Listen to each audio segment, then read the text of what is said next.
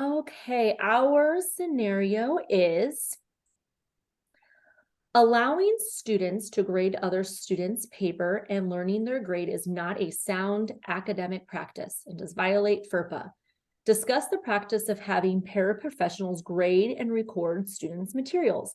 Would this practice be in violation of FERPA? Do an internet search of FERPA and discuss two other effects that FERPA has on education. Okay.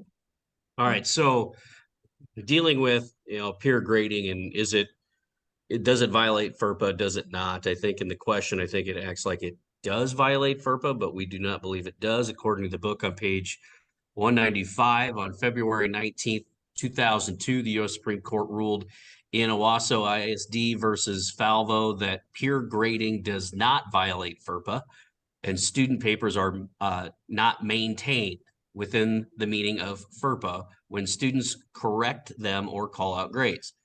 Quote unquote maintained suggested that FERPA records were kept in files or cabinets in a records room at the school. So since they are not, since those daily grades or peer grades are not maintained in a separate room, kept out of everybody else's way, they're not umbrellaed under FERPA. So may that not be the was best practice, but it's legal. exactly, yeah. So being the best practice, not being the best practice, that was the hardest part for me to hear and I guess read. That is, I was thinking, no way, because that's everything that we ever hear about FERPA is you're protecting students' grades, right, and their information. So to me, a teacher's up at the front of the classroom saying, Seth, you got a B, Jacob, you got a C, to me, that's a direct violation of FERPA, right? You're giving out students grades, but is it, if I'm giving out that grade, and it's just a daily assignment, and it's not something that's kept in the record books, sealed and filed away, technically, is that not a FERPA violation? I know this gets really tricky. I feel like if it's a daily grade, no, well, daily work or assignments, no. But then it gets like, what if they're saying like, I got 6 out of 10, and the teacher then puts it into the maintained digital grade book? Then does it become an issue, or is it because those are everyday grades and like assessments are still done by the teacher, or the final grade is still, follows FERPA? It's like what's acceptable, what's not. It's like if they don't see their actual overall grade, do they know their actual grade? Right. And I think honestly, and I wrote this all notes, really the essence here is this is common practice, probably still is in a lot of classrooms. When I was growing up, yeah, you corrected each other's papers and you yelled out the grade, and I never had an issue with it growing up. But now even though it doesn't break FERPA laws, I don't think it's a good practice, and I wouldn't allow it in my classrooms because what if a kid constantly gets an F or they don't know the content and they're constantly getting ridiculed by their peers about, oh, you don't know this. And I just think it's a bad practice overall. And I probably wouldn't allow it in my classrooms, like peer graded stuff. And maybe in certain instances, like feedback different, but grading like quizzes and things like that. Yeah. You have to I be think you're right. careful There's a difference between giving feedback and then having public humiliation be a kind of a factor in that, where a kid, like, as you said, a kid who maybe has a certain set of limitations, that's just what he or she's going to get, and it may not be what everybody else gets, but you're constantly putting that in front of the class and be like, oh, that's Jimmy. He's always getting the, the 4 out of 10s, that's just, then that kind of develops its own little scenario where maybe that kid's just going to learn some defeatedness and not try and, quit and get worse as a student. So yeah, definitely, I guess it's legal, but I would not do it.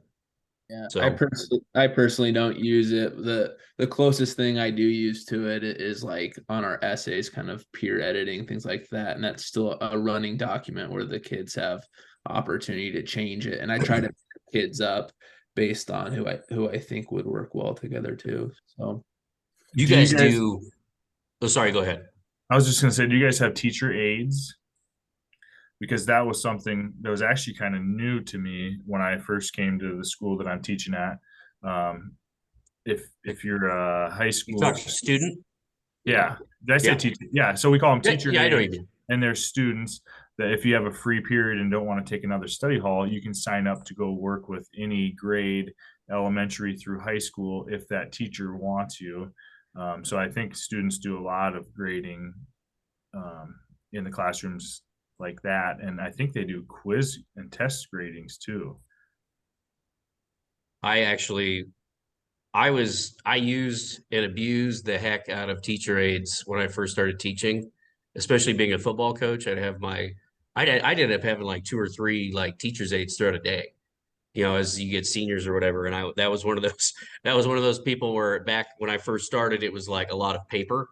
So it was like, all right, you get a stack, let's knock these out. And as I've matured and not be 24 years old anymore, I'm like, okay, maybe that's not a great idea. And so now when I get a teacher's aide, now everything I have is through Google Classroom. So everything I grade, it's either automatically graded when you turn it in, or I check through some boxes and I grade it. But I try not to have other students grade it, mainly because I might have a teacher aide, but I also teach, yeah, sure, I might teach seventh graders, which maybe that senior is not going to have any sort of relationship with a seventh grader. But I teach juniors too, or other seniors. And so then all of a sudden that becomes an issue, because if I have them grade that paper, then they could walk out of this classroom and make fun of a kid for not doing very well. And then that puts me in a bad position. It puts them in a bad position. So I pretty much, I don't have my students, I don't have my teachers' aides grade anymore at all because of that situation. I have them, run copies, print some stuff off. We do other things, but that's about it. And I guess that kind of then goes to that second part of like paraprofessionals or teacher aide, whatever you might refer in your school or district, of grading and recording student materials, which is not in violation of FERPA, but just kind of like what you stated, maybe not again, best ways to use them. Our district does not have a policy, but I feel like we have more of an unwritten kind of maybe verbalized rule of like how we use paraprofessionals. And for us, it's more like they're there instructionally, behaviorally, whatever the support a student may need inside, outside the classroom. And it's kind of said, not said, that like they will not be grading papers. Because we want them directly working with students. So I don't know if sounds like some of you guys kind of have flexibility in how you use paraprofessionals, or if there is a policy in place. We There's don't like have any paras.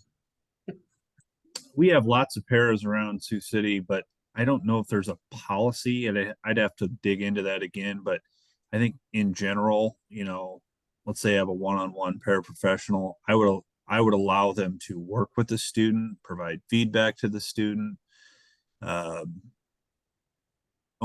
There wouldn't be a whole lot of expectation to sit and grade papers.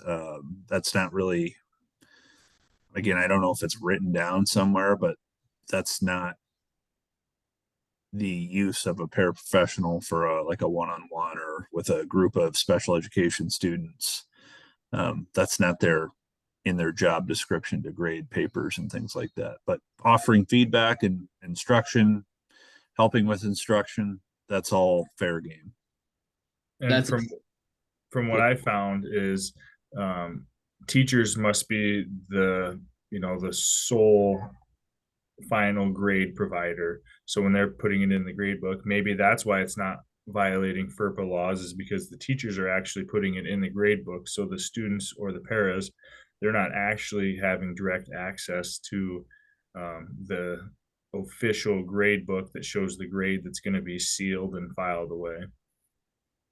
that's basically what I was gonna say. We use our paras for a lot of one-on-one or small group help, and then they don't have access to, you know, inputting grades or anything like that. So if they take a quiz in a small environment and they bring the quiz back, it's still me grading it and entering it in.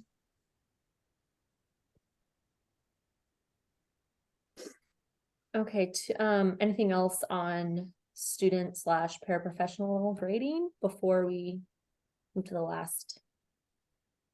It kind of mentioned just like discuss 2 other effects that FERPA has on education. Did recommend doing an internet search. I think even a lot was in the text too. I think that at first, always when you like research FERPA, like the purpose, they always say, like one of the first ones is like, it's to provide the best educational program for each student. So that if you were to go in their records and kind of look at who they are as a student, as a person with their background, like what is the best educational program for them? So I think that's really kind of one of the big intents with FERPA. Yeah, when I was looking up just other effects of FERPA and reading through the textbook, the 2 big takeaways, other than, you know, protecting students' information, the 2 other effects that I kind of wrote down was parents and students have access and can correct the records. I think someone mentioned that in here in our chapter discussion, talking about actually being able to correct those records. Let's say there was a dispute in attendance. We talked about. I guess that's one thing that I did not know, is that they have the right to go in and correct records. And then another big thing from another takeaway for me was must obtain written consent before disclosing student information to a third party. I think it'd be easy for administration if someone comes in and needs information, let's say it's law enforcement. Well, that'd be easy to just want to give up that information, but you know, it'd be quite the process to try to get parents or whoever you're dealing with to give consent if it's a tricky issue.